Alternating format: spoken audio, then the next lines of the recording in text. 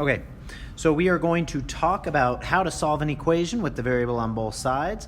We're going to start off each time by simplifying one or both sides of the equation, mainly just combining like terms, doing distributive property, that kind of stuff. Then we'll use inverse operations to collect the variables on one side.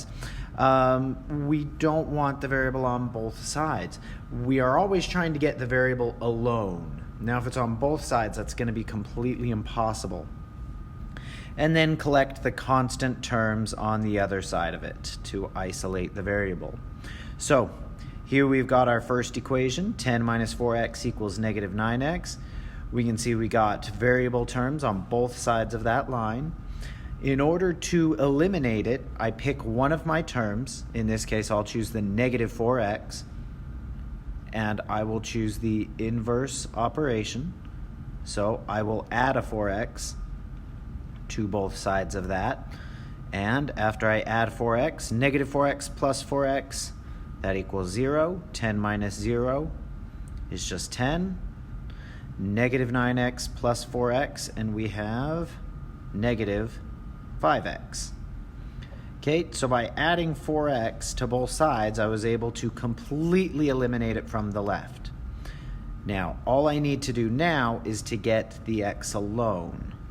So I don't need to eliminate the x, I just need to get it alone. So I'm going to divide both sides by negative 5. So we get negative 5 over negative 5 equals 1. So we have 1x. 10 divided by negative 5 is a negative 2. All right, so that looks like it'll work, but let's make sure to do the check so we know whether or not we've done this right. 10 minus 4 times negative 2 equals negative 9 times negative 2.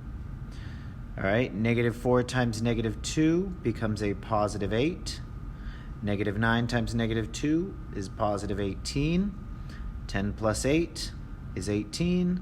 So 18 equals 18, that's absolutely true. Negative 2 was the correct answer. All right, so here's our next example. We are going to be solving this equation that has these brackets, these grouping symbols on both sides, the parentheses. We've got over here just a nice simple distributive property. So 3 times 3x will become 9x. 3 times negative 4 will be negative 12. Over here, a little bit more difficult because we've got the fraction, but that doesn't need to make it that much more difficult. 1 times 32x is a 32x, and 4 was the denominator. Plus 1 times 56 was 56, and 4 is our denominator. In simplifying that, the left side, not much needs to change. On the right side, we got 32 divided by 4 is 8. 56 divided by 4 is going to equal 14. All right, so now we want to get x on only one side. I could subtract 9x from both sides. That would mean that over here on the left, it would be a 0. And over here on the right, I'd get negative x. Now, I'm not going to do that. I did want to just point out that I can do that. But what I'm actually going to do is I'm going to choose to do the 8. Usually when I'm doing this, I find it easier to pick the smaller of the two variable terms. So 9x, 8x. 8x is the smaller one. So 8x minus 8x is a 0, leaving us with just 14 over there. The reason I do this is because when I do 9x minus 8x, I get a positive x, whereas had we subtracted 9x, we would have gotten a negative x on the other side. Having a negative isn't exactly a problem, but it does nothing to make the problem any easier either. When you can avoid the negative, why not do it? Okay, so now we got minus a 12. Inverse operation will be to add 12 to both sides of this, and we will have negative 12 plus 12 is 0, x minus 0 is x. 14 plus 12 is 26.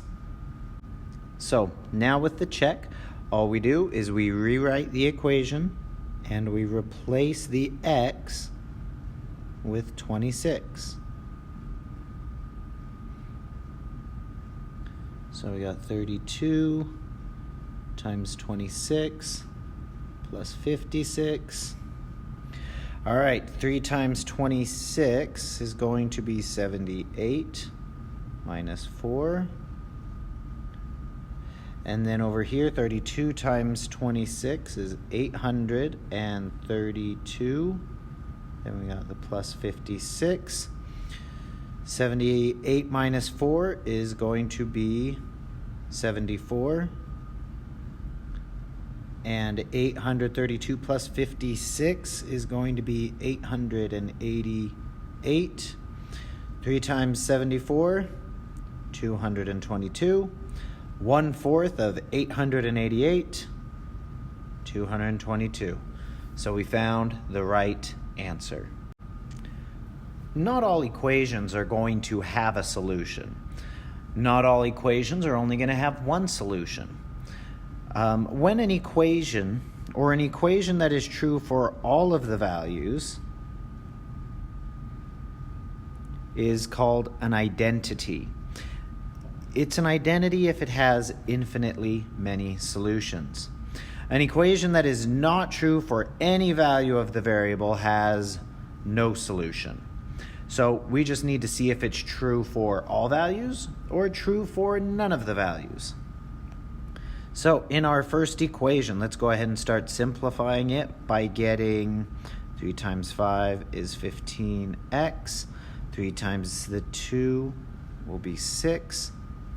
So we got 15x. Now, just like we were talking before, if I've got the variable on both sides, I need to eliminate it from one of the sides.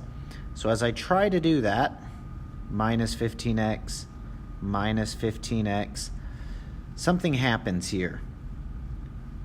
That turns into 0, so 0 plus 6 is just 6. And 15x minus 15x, that also turns into 0. Now, this final statement is clearly false. 6 does not equal 0. Now, that must mean that the equation before it also had to be false because it led to 6 equaling 0, which meant that this first one was also false. This is an equation that can never be true. It will never work. No matter what value you pick for x, x could be 3, 6 still won't equal 0. If x is a 5, 6 still doesn't equal 0. No matter what we say x is, there's nothing that could make a 6 equal 0. So here is no solution. You will recognize no solution equations when your variable completely eliminates from both sides and you are left with some kind of a false statement. In those situations, it is no solution. Now in this next one, as we multiply this through, we're going to have negative 2 times 4y will be negative 8y. Negative 2 times 1 will be negative 2.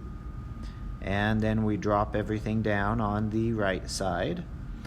All right, once again, I see my variable on both sides. It's a minus 8y, so I will choose to add 8y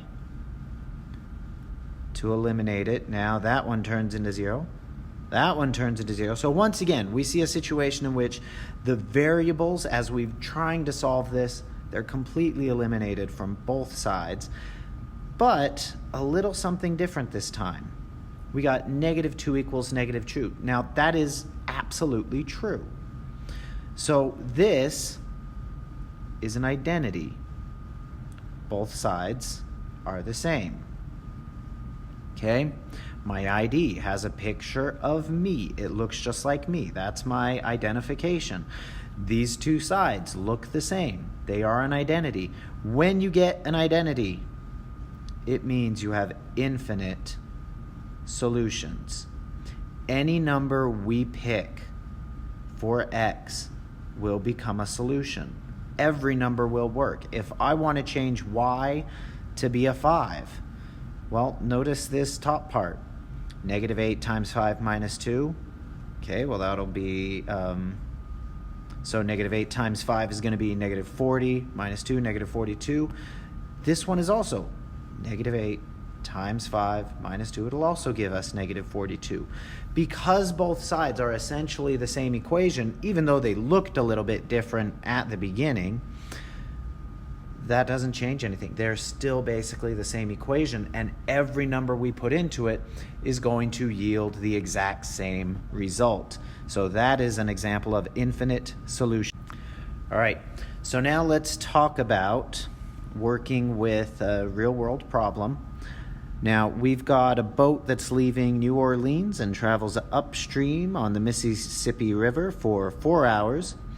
The return trip only took 2.8 hours because it traveled 3 miles per hour faster downstream due to the current. So, water's pushing you forward, you're going to go faster. With the final question of how far does it go upstream? Now, we know that it went up to New Orleans and then took a return trip. So, it went the same distance both times. So, I'm going to write that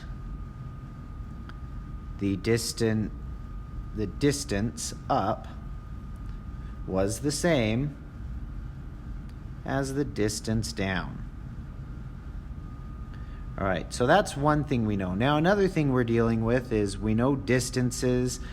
We're talking about miles per hour, so we got a rate. We see it talking about time. So one equation that should jump out in our heads immediately is dirt. Distance is equal to the rate times the time. The way we calculate how far something has gone is to multiply the rate times the time. Now, right here, as we start to create this equation, as far as distance up, we don't know how fast it was going. So I'm just going to put it as R. We do know that it took it 4 hours. So for the distance up, R times 4. Now, our distance down, we don't know its exact time, but we do know that it was 3 miles per hour faster. So same variable R, only this one is going to be 3 miles per hour faster. Now this time they went 2.8 hours. All right, with this information, we can now figure out how fast the boat was going. So I'm going to rearrange this to just 4R, multiply through the 2.8, so we'd get 2.8R plus 8.4. All right, now we got the variable on both sides. I don't want it on both sides. I only want it on one side, so minus 2.8R minus 2.8R. That'll be a 0, leaving us only with 8.4 and 1.2R. Okay, we want to get rid of the 1.2, so divide by 1.2, divide by 1.2. 1.2 divided by 1.2 is just 1, so we have 1R is equal to 7. So the boat was going 7 miles per hour upstream and must have been going 10 miles per hour downstream, but that still doesn't answer the question, how far? So we continue to stick it back into dirt. So D is equal to rate, 7 miles per hour, times the time. They went for 4 hours, which is equal to 28. So they went 28 miles on this trip.